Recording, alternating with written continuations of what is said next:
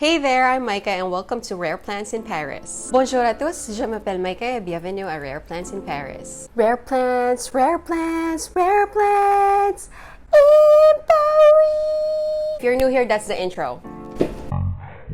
Denied. Happy summer, everybody! We are in my living room as usual with all of my plants and a lot of flies because it's summer in Paris. Anyway, just like the last time, I wanted to update you guys on how my rare plants are doing. For context, please do watch my last plant unboxing video of 2020 right there. I purchased 6 rare plants from Europe. It's been 8 months. What are the lessons I've learned so far? All of my mistakes I'm going to share with you guys. So, c'est parti! Alright, first off is my Anthurium pallidiflorum from Barcelona. Wow!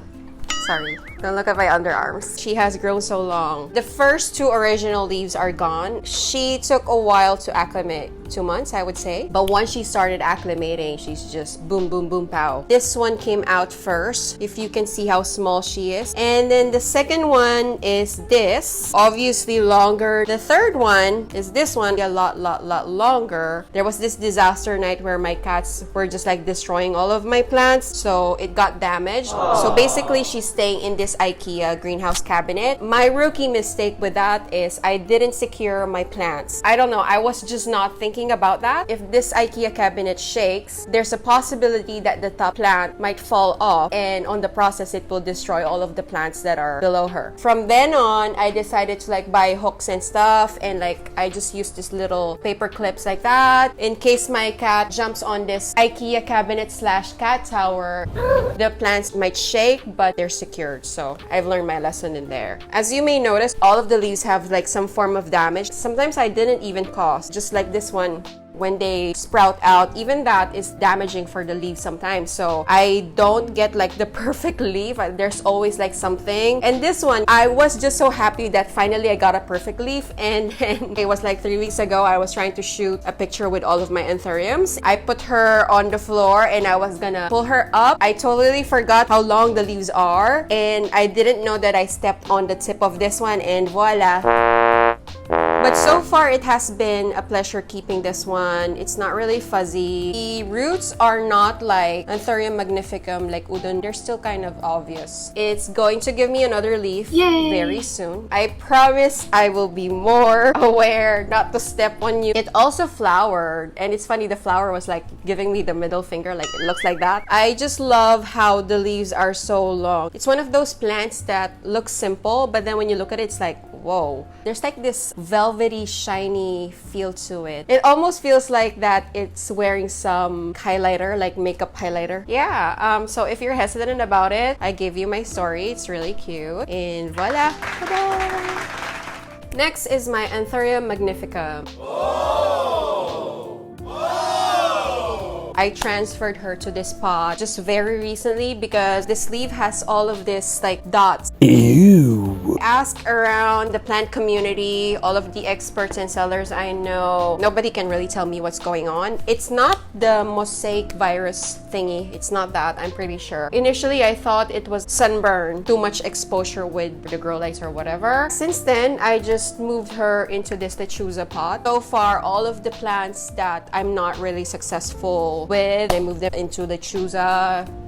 Fantastic. But also, there's some plants I received in lechuza and they're not doing well and they're doing better in soil. So that's gonna be for another topic. Story with this plant, before it was in a plastic pot. It was placed in my room. Our apartment is southwest facing, so we're getting all of this intense afternoon sun. And global warming, in May, it was really hot. Nowadays, it feels like it's already fall and it's only June. I know I'm blaming the weather. I could have been a more responsible plant mother, but that's what happened, and it keeps growing. I guess even if I'm watering it every 3 to 4 days, it's still not enough because obviously you see this leaf burns over here. That's basically underwatering. And then this was perfectly fine till all of the spots came out, and I'm you know what, that's it. Ain't nobody got time for that. And so far, since moving her in here, she has given me this inflorescence. I'm feeling more positive now that I've transferred her in this lechuza pot, that I moved her into this other IKEA IKEA cabinet that I have with like consistent temperature, consistent humidity. So we shall see. The roots are okay. It's just really this spots over there. Take a look. Ugh, yuck. Yeah, I don't know. I think it's fungal, but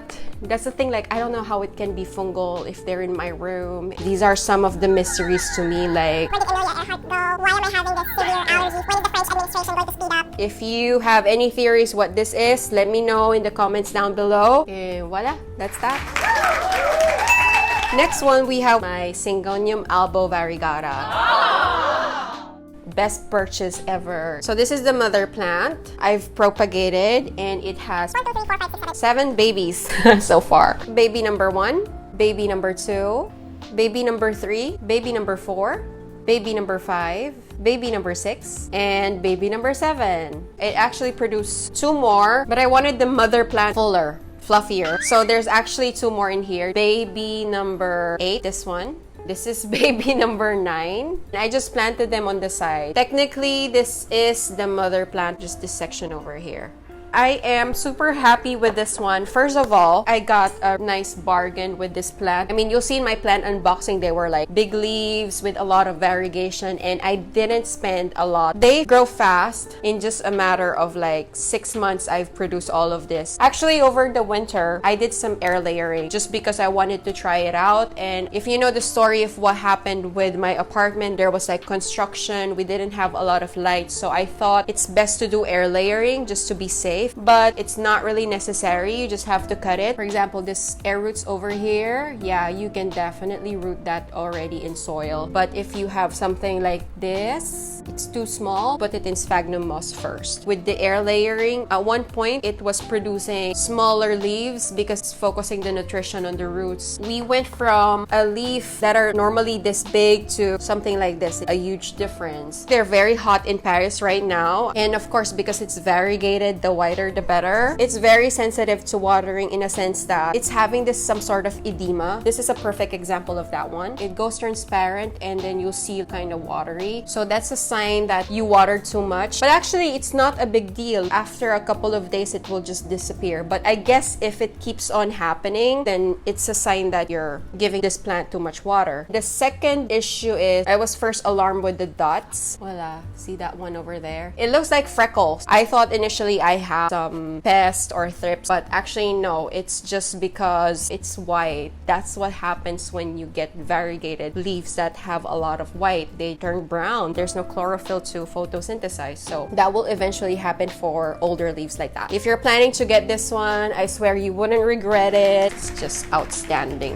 Ronaldo wouldn't be happy I'm sipping some Coke right now. Up next is my philodendron white knight. If that. It's been growing really fast with me, no issues with that, but it's just I wanted more variegation. It was the spring, I've decided to cut it. This is the mother. I swear I left her with some leaves, but eventually those leaves died out. It has produced like this stem, another stem over there, and there's another growth point. In the stem, you'll see a lot of white. It has translated over here, and you see like a lot of dots in there, but it's more on the back. I feel like this white knight has more variegation in the back than in the front. I mean, look at that. Yeah, it's heavy, sorry. See how it has more white in the back than in the front? The newest leaf is doing the same thing. So I've asked in the plant community, how do increase the variegation? Of course, there are some people who are just like, you can't do anything about it. It's about the DNA of the plant. Well, I already know that. I'm just saying, what are the secrets? What witchcraft or what sorcery? In the end, I just decided to cut it. The most tried and tested method on how to increase variegation is just cut it and then it will revert back. So far, so good. This is the top cutting. This is my best leaf so far. Look at that. It's just white front and back, and there's a lot more white in the front actually, and that's what I wanted. It's true that it's in the DNA, but I really believe in supporting it, enhancing it, because it's just like people. There's talent in you. You just have to have someone to support you. Yeah, but see, like the rest are just like, you know, meh. So far, it has given me this leaf, bigger, not a lot of variegation. This new one, try to help it open up, but I know that's bad. Oh my god! Well, so far it has a lot of white. It has that white streak. When you cut a white knight, prepare your paper towels or whatever because it will bleed, but it smells good. This is mid-cutting and it looks like a horn. Not a lot of variegation, but it's giving me some sort of Red Anderson feel. Voilà. Another mid-cutting is this one. Yeah, that's how I like it, like obvious variegation. With that said, it doesn't hurt if you cut it if it's not giving you the variegation that you want. Also, one of my reasons for cutting it was growing so tall that it looks a little bit awkward. It's just growing tall with just a lot of green, not a lot of variegation. So I was like, time to chop you off. All in all, am I happy with my purchase? Yeah. Totally. This is the plant that convinced me to collect rare plants. There you have it. We'll see what happens. Hopefully, it just gives me more variegation. Yay! Next one is my Anthurium forgetii. Wow! I know what you're thinking. Why does it have this awesome leaf in here and the rest are just like, they've been to war? Okay, let me explain. As you can see, it's on lechuza. It means my plant was not doing well. So when I got this one, it had these spots. They look like as if they got squished or they got like folded and then it got those little spots over there. But actually that continued. I've been asking the plant community because all of the new leaves I was getting, they always have that spots. That is definitely not normal. I spoke to this friend. She's a biologist. She said that it's about the airflow. And I'm like, it's in a room, a lot of ventilation in there. I don't know where would I go wrong with airflow. Doesn't make sense to me. And therefore, I conclude that it's just sick. There's just some issue. Of course, I looked into the roots, if there's like some fungal or anything. The roots are perfect. They're amazing. But I repotted. I did this, I did that. A lot of intervention. But each time I get like a new leaf, they always have those dots. Just like those. They're all like that, and I don't know. This summer, it's been hotter. I swear, I always water. I have this schedule and everything, but I guess it just needs some more. It just damaged all of the leaves, and I was like, yeah, that's it. I'm transferring to lechuza because it's self-watering. It will just allow the plant to just drink the available water whenever needed. With anthuriums, if you just skip one watering, and it could happen, we're in the midst of this global warming crisis. The weather switches every single week. And guess what? Since I moved her, look at that. It is so much better. It did have a few of those dots. When it was a baby, it was already there. I thought it had something to do with friction, just like what happened with this Anthurium regal. Like when it was a baby, it was scratching our curtains, so it got all of these scratches. So initially, I also thought it was about that, but you know, it was in this IKEA greenhouse cabinet. It was not getting any types of friction, any types of touching, not even from the other leaves, but it's still producing all of those. But I am happy that it turned out like this. Like this is my first normal leaf ever. If you have any ideas, let me know. What are those dots? Like I just don't get it. It's funny how when your plant is not happy and you make this change, even if it's just a change in the pot, makes a massive difference. So far with all of the changes I've made for her, this is the one that works well. She loves this pot. She loves being in the IKEA greenhouse cabinet with consistent humidity and temperature. There's also good airflow in there. I have like this evaporative mist fan where it's a fan but it has a wick system, so it's producing humidity that way while also encouraging airflow. Crossing fingers for this. I think it's an amazing plant. For a sick plant, it's giving me this big leaves. Like I'm still lucky. There you have it, my Anthurium forgetii white stripe. For the grand finale, this is the plant that has given me the most stress. Not even my husband gives me this much stress. It's just my philodendron lynnhannoniae. Voila! It's an asparagus now. If you haven't seen my video on this one where I talk about all of the drama it has caused me, watch it. Oh, Jesus Lord, Jesus Christ.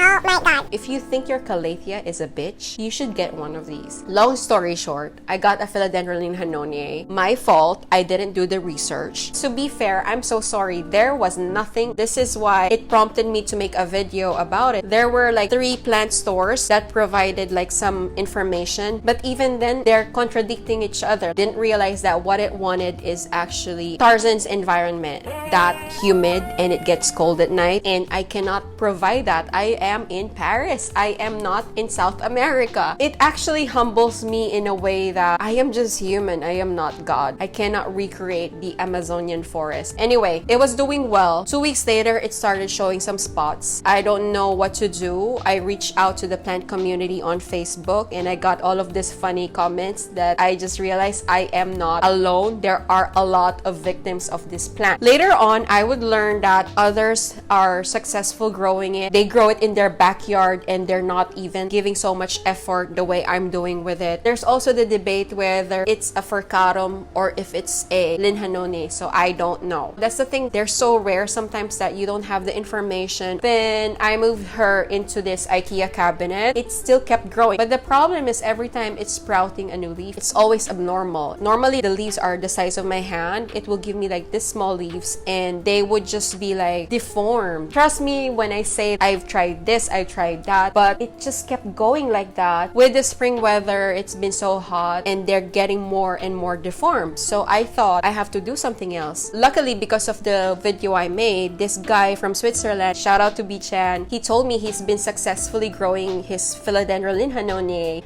in a wine fridge. Yes, you heard that right. In a wine fridge. Like there's this terrarium inside the wine fridge. I did a lot of brainstorming, so many sleepless nights trying to think up of something. I found this evaporative cooling fan. It's basically like an air cooler. You know those little fans that has like a reservoir for ice and it works like an air conditioner. I moved her there. It just became an asparagus. I'm this close to giving up. See that bud? It's trying to push out a new leaf. It's still alive, don't get me wrong. Those people I have warned with my video are doing well. Thank you guys for watching that. I really wish I had that resource. I will definitely keep you posted. I could also use it for some other things like... I'm sorry. I was just kidding. Please come back to your old self. Please. If I manage to bring her back, there is nothing in this world that I cannot do. I swear. I did say on my last unboxing video that that's gonna be my last plant, but actually no, I don't believe any plant people who say this is my last plant. Feel free to comment down below. I hope you enjoyed this video. More videos are coming up soon. Enjoy the rest of your day. Talk to you guys later. Bisous!